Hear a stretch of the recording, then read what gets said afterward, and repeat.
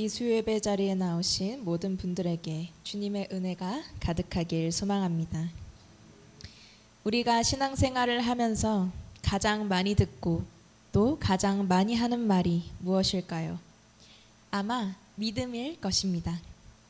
그런데 정작 믿음이 무엇인가요? 라고 물으면 대답하기가 참 막연할 때가 많습니다. 우리는 종종 이렇게 말합니다. 저분은 참 믿음이 좋으시네요. 그리고 속으로 생각하기도 하죠. 나도 좋은 믿음을 갖고 싶다. 여기서 우리가 떠올리는 믿음은 보통 신앙심일 겁니다.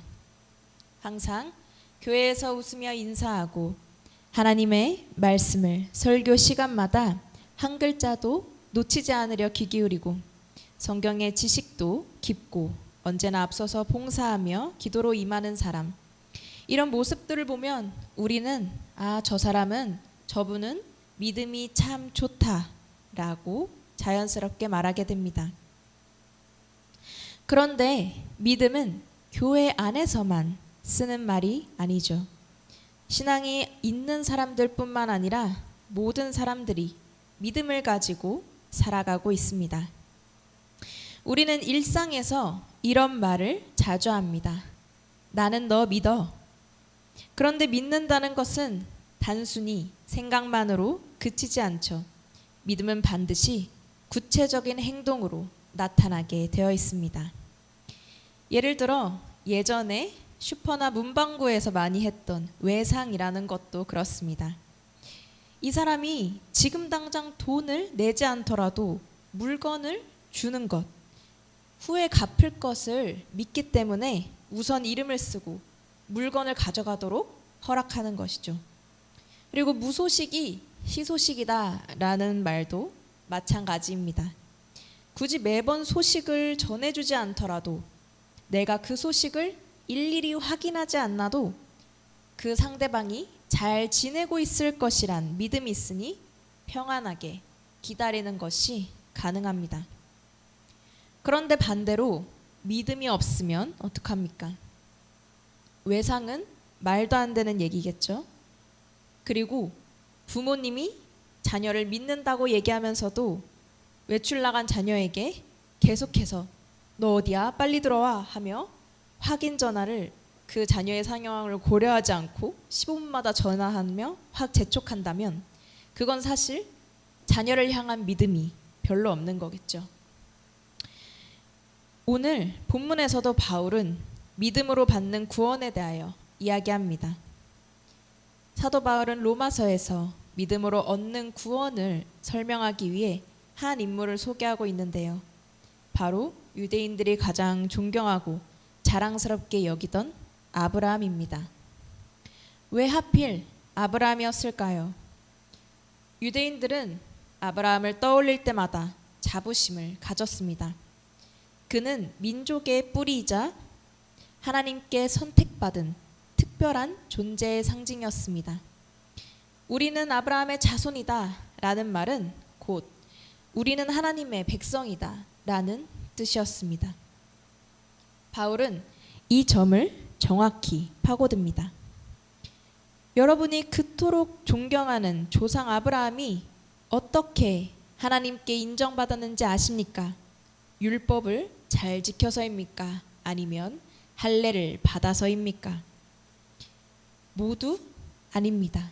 그 역시 오직 하나님의 약속의 믿음으로 의롭다함을 받았습니다 라고 선포합니다. 아브라함에게 하나님은 놀라운 약속을 주셨습니다. 하나님은 아브라함을 세상의 상속자가 되게 하라 라고 부르셨고 모든 민족이 아버지가 될 것이라 라며 부르셨습니다. 창세기 12장 2절 3절에서는 내가 너로 큰 민족을 이루고 내게 복을 주어 내 이름을 창대하게 하리니 너는 복이 될지라 땅의 모든 족속이 너로 말미암아 복을 얻을 것이라 라고 말씀하셨습니다. 하나님은 아브라함 한 사람을 부르셨지만 그 한 사람을 넘어 아브라함을 통해 모든 민족이 복을 받게 하겠다는 거대한 계획을 선포하신 것입니다. 또한 하나님은 그의 이름을 아브람, 존귀한 아버지에서 아브라함, 여러 민족의 아버지로 직접 바꾸어 주시며 그 약속을 도장 찍듯 확증하셨습니다. 창세기 17장 5절 말씀입니다. 함께 읽겠습니다. 이제 후로는 내 이름을 아브람이라 하지 아니하고 아브라함이라 하리니 이는 내가 너를 여러 민족의 아버지가 되게 함이니라. 아멘. 바울은 본문 13절에서 이 모든 약속을 한 문장으로 요약합니다. 아브라함이나 그 후손에게 세상의 상속자가 되리라고 하신 언약은 율법으로 말미암은 것이 아니요 오직 믿음의 의로 말미암은 것이니라. 세상의 상속자라는 말은 아브라함이 온 세상을 다스리고 회복시키는 하나님의 거대한 유업을 이어받는 자가 된다는 뜻입니다. 그런데 이 어마어마한 특권이 어떻게 아브라함에게 주어졌나요? 그가 착한 일을 많이 해서도 100% 완벽하게 율법을 잘 지켰기 때문도 아닙니다. 오직 하나님이 하신 그 약속을 그대로 믿었기 때문에 가능한 일이었습니다. 그런데 문제는 아브라함이 약속을 받을 때의 상황입니다. 모든 민족의 아버지가 될 것이라 약속하셨던 그때 아브라함과 사라는 그 사이에 자식이 없었습니다. 그리고 이미 아브라함과 사라가 나이가 너무 많아서 생물학적으로도 자녀를 낳을 수 없는 한계에 부딪혔습니다. 오늘 본문 19절에서도 이렇게 이야기합니다. 그가 100세나 되어 자기 몸이 죽은 것 같고 사라의 태가 죽은 것 같음을 알고도. 의학적으로나 상식적으로나 그들이 아이를 갖는다는 것은 어려운 일이 아니라 불가능한 일이었습니다. 그래서 이 말도 안 되는 약속을 들었을 때 사라는 속으로 웃었습니다. 창세기 18장 11절 12절 말씀입니다. 함께 읽겠습니다. 아브라함과 사라는 나이가 많아 늙었고 사라에게는 여성의 생리가 끊어졌는지라. 사라가 속으로 웃고 이르되 내가 노쇠하였고 내 주인도 늙었으니 내게 무슨 즐거움이 있으리요. 더 이상 아이를 가질 수 없는 몸이라는 것을 아브라함과 사라는 둘 다 알고 있었습니다. 그런데 놀랍게도 아브라함은 그 하나님의 약속을 믿음으로 받았습니다. 여러분, 현실이 안 된다는데 어떻게 그것을 믿음으로 받을 수 있습니까? 아브라함은 믿음으로 그 약속을 기다렸습니다. 오늘 로마서 본문에는 아브라함이 바랄 수 없는 중에 바라고 믿었다. 믿음이 약하여지지 않았다 라고 말합니다. 하나님은 그 아브라함의 믿음을 귀하게 여기셨습니다. 창세기 15장 6절입니다. 함께 읽겠습니다. 아브라함이 여호와를 믿으니 여호와께서 이를 그의 의로 여기시고. 믿음은 현실을 외면하거나 부정하는 것이 아닙니다. 아브라함은 현실을 절대로 모르는 사람이 아니었습니다. 19절에서는 본문 19절에서는 이렇게 얘기합니다. 그가 100세나 되어 자기 몸이 죽은 것 같고 사라의 태가 죽은 것 같음을 알고도 믿음이 약하여지지 않았고. 아브라함은 현실을 너무나도 잘 알고 있었습니다. 자기 몸의 상태, 자기의 아내인 사라 몸의 상태도 알고 있었습니다. 그런데 본문 20절, 21절에서 말하는 것, 믿음이 없어 하나님의 약속을 의심하지 않고 믿음으로 견고하여져서 하나님께 영광을 돌리며 약속하신 그것을 또한 능히 이루실 줄을 확신하였으니 라고 고백합니다. 그는 자신의 절망적인 현실보다 하나님의 신실하신 약속을 더 크게 보았습니다. 믿음은 현실을 모르기 때문에 생기는 게 아닙니다. 믿음은 현실을 알면서도 현실보다 크신 하나님을 붙드는 것입니다. 결국 하나님은 이 믿음을 보시고 아브라함을 의롭다고 인정해 주셨습니다.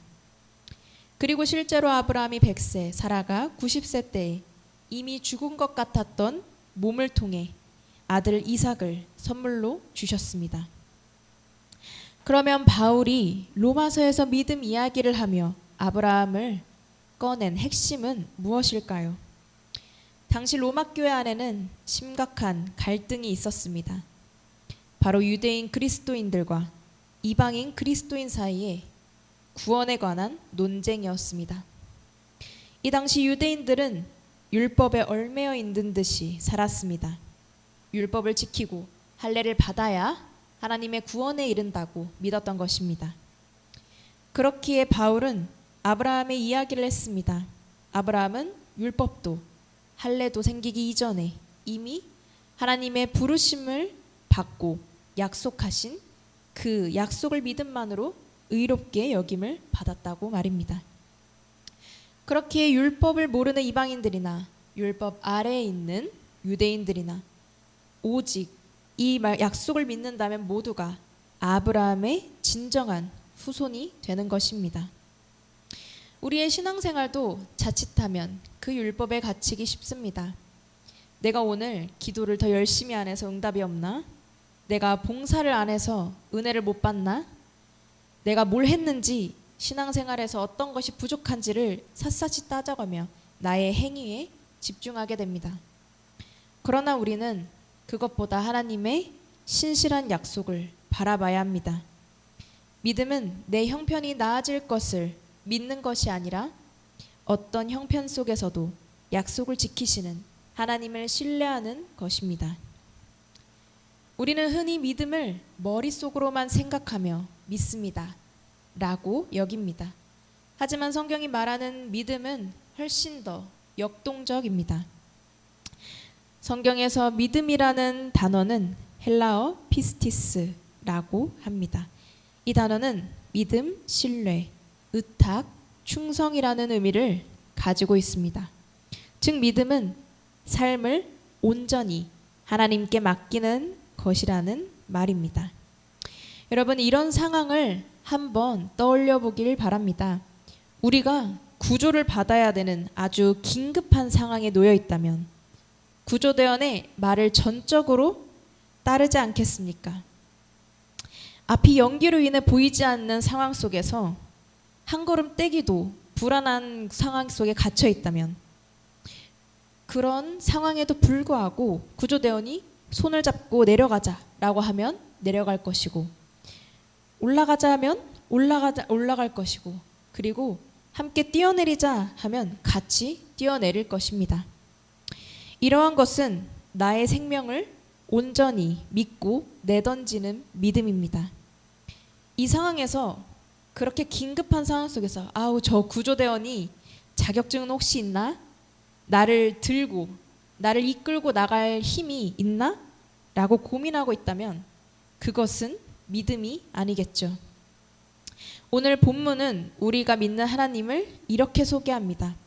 죽은 자를 살리시며 없는 것을 있는 것으로 부르시는 이.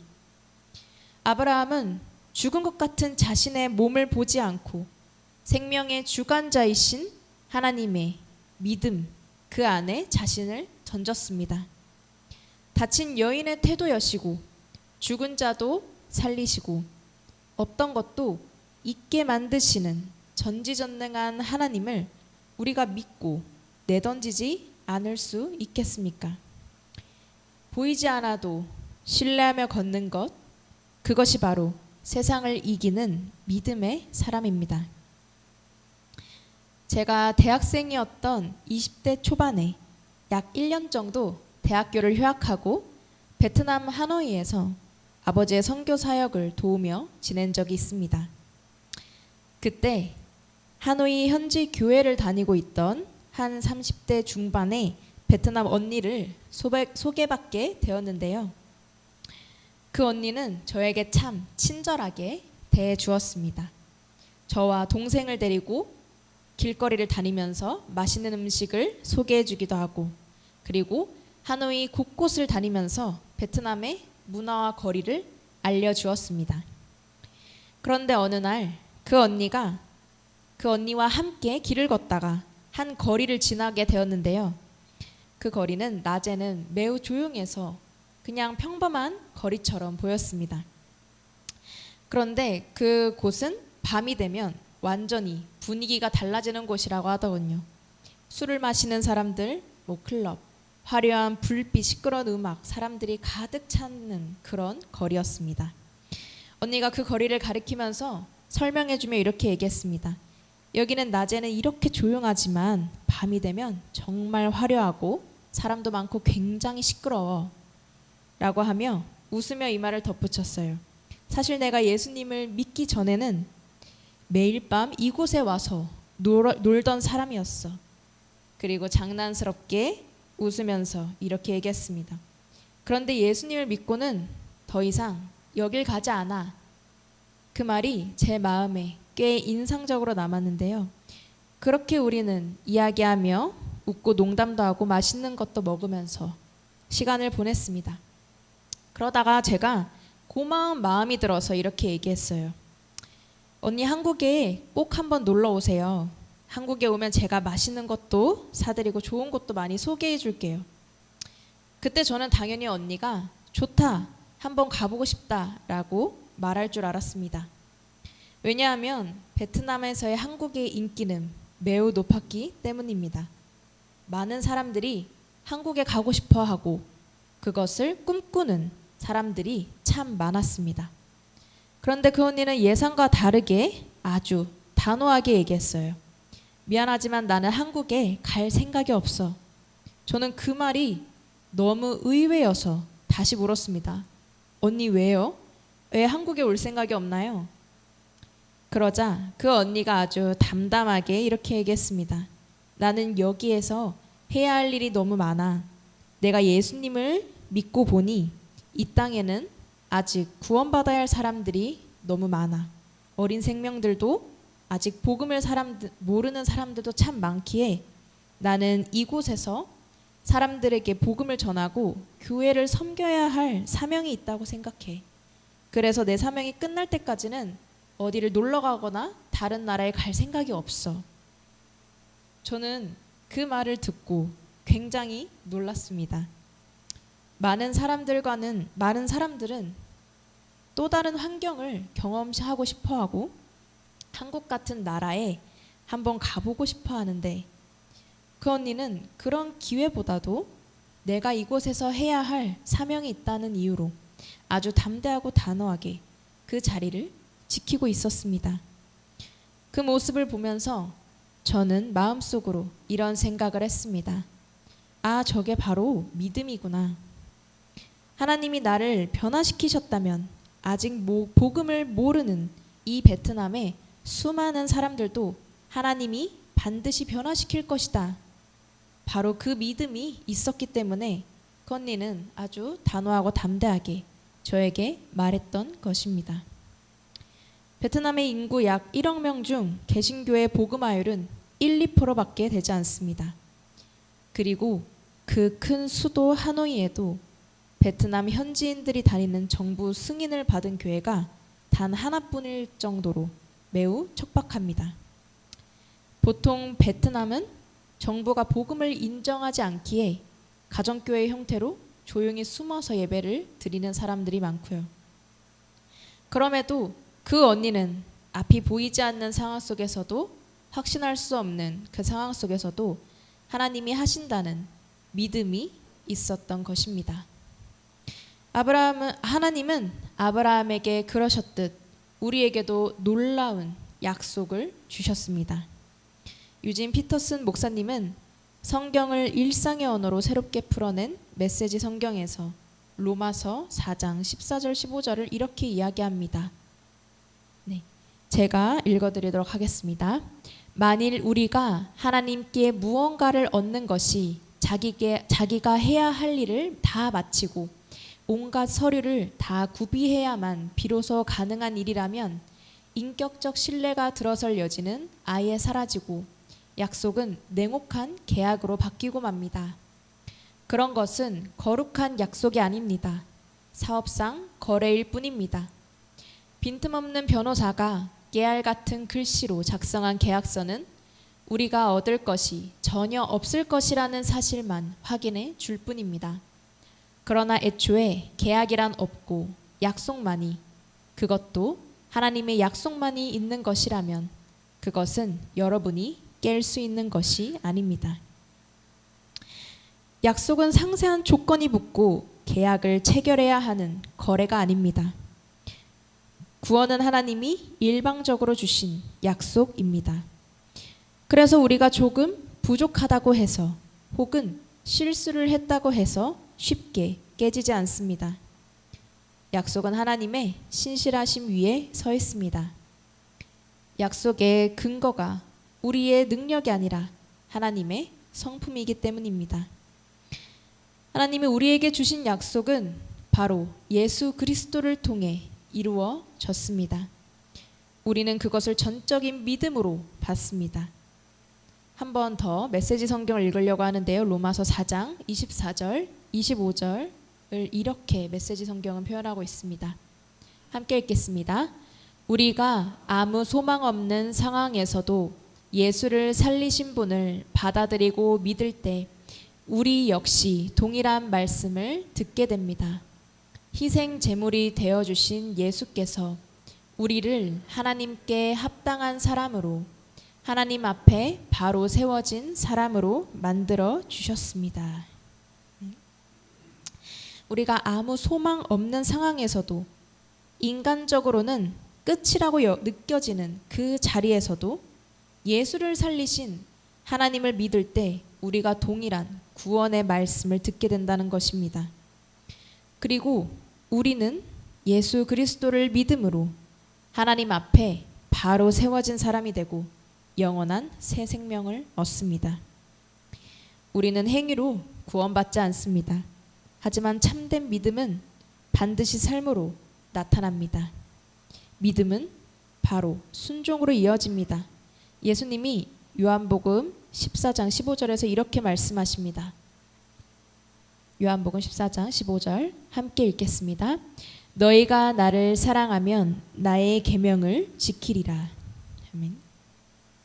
우리가 순종하는 이유는 이미 약속을 받았기 때문입니다. 이미 은혜를 받았기 때문입니다. 우리가 정말로 하나님의 약속을 신뢰한다면 아브라함처럼, 그리고 제가 그 전에 만났던 베트남에서의 언니처럼 삶의 선택이 달라질 수밖에 없습니다. 세상은 조건과 계약으로 돌아갑니다. 이만큼 능력을 증명해내라, 아니면 이 정도를 갖춰야 내가 대우해 줄 수 있어 라고 이야기합니다. 하지만 하나님 나라는 다릅니다. 하나님은 예수 그리스도를 통해 우리의 죄를 사하시고 우리를 의로운 자녀로 삼으시며 영원한 생명을 주시겠다고 약속하셨습니다. 우리가 하나님 앞에 서는 그 근거는 우리의 능력도 우리의 행위도 의로움도 아닙니다. 오늘 성도님들께서는, 우리 모두는 무엇 위에 서 있나요? 우리는 오직 하나님의 약속 위에 서는 사람들입니다. 현실은 여전히 불가능한 것 같고 아무런 희망이 보이지 않을지라도 죽은 자를 살리시는 하나님의 약속을 붙들길 원합니다. 아브라함의 믿음이 우리의 믿음이 되어 오늘 하루도 그 약속의 땅으로 순종의 걸음을 내딛는 우리 모두가 되기를 주님의 이름으로 축복합니다. 우리 한번 다시 함께 찬양하시겠는데요. 546장 오늘의 말씀을 기억하시면서 함께 찬양하시도록